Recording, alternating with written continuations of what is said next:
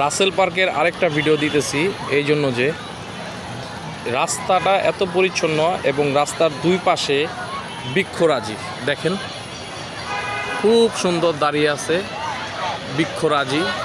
এই মুহূর্তে এই গাছগুলো দাঁড়ানো দেখে আমার একটা কথা মনে হইল, সেটা পবিত্র কোরআনে সূরা আর রহমানের মধ্যে আল্লাহ তাআলা বলতেছে যে ওয়ান নাজমু অশ্বাজের ইয়াসজুদান, যে তোমরা দেখতেছো বৃক্ষরাজি যে দাঁড়িয়ে আছে, না এটা দাঁড়িয়ে নাই, এটা আমি আল্লাহ তাআলা রব্বুল ইজ্জতকে সেজদারত অবস্থায় আছে।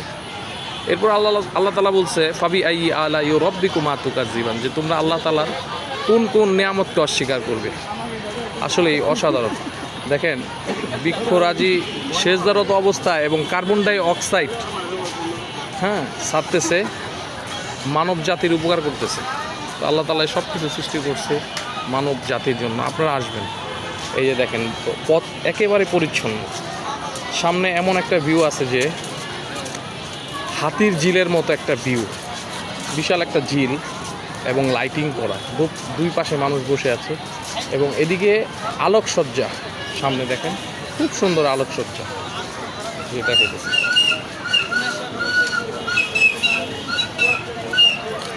খুব সুন্দর মনোরম আলোকসজ্জা।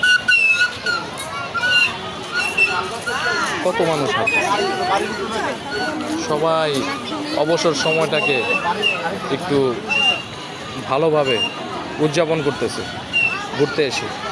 এই যে দেখেন হাতির ঝিলের মতো একটা ঝিল, অনেক বড়, দেখেন আপনারা সবাই দেখেন। এই যে অনেক মানুষ বসে আছে, ওই যে ওই পাশে অনেক মানুষ বসে আছে, বুঝছেন?